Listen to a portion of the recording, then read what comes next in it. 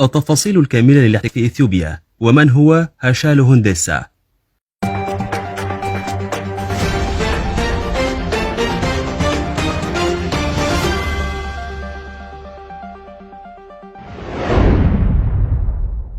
حالة من الغضب ضربت الشارع الإثيوبي على خلفية مقتل المغني الشاب وكاتب الأغاني الإثيوبي هاشالو هندسة رميا بالرصاص في إحدى ضواحي أديس أبابا.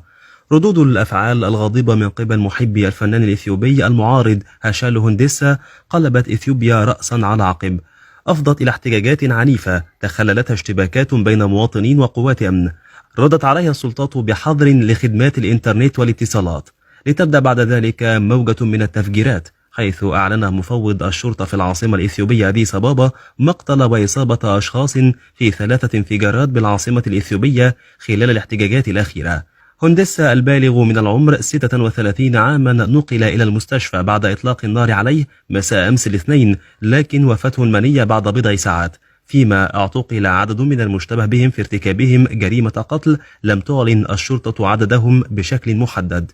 وندد الناشط الإثيوبي المعارض جوار محمد بمقتل هندسة، معتبرا الحادث ضربة لقومية الأورمو التي ينتمي إليها الإثيوبي الراحل.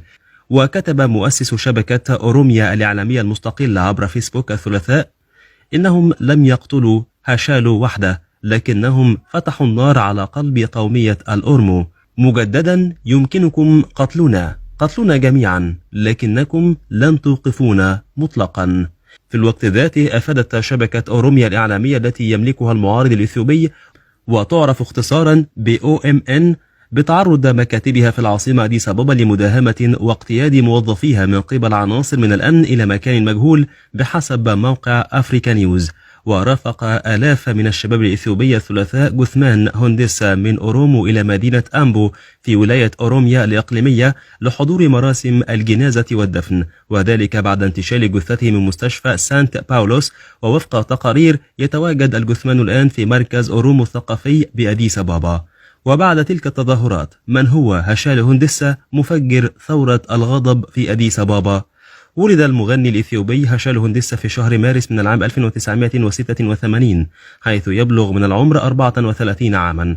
عرف هاشالو هندسة بمعارضاته الشديدة للحكومة في إثيوبيا، متهما إياها بالقمع والتنكيل بالشعب. شارك هاشالو هندسة في عدة احتجاجات ووقفات ضد العنف التي يستخدمه النظام ضد المتظاهرين، كما قدم الدعم لجماعة أورومو المعارضة ضد القمع الذي ينتهجه النظام الإثيوبي ضدهم.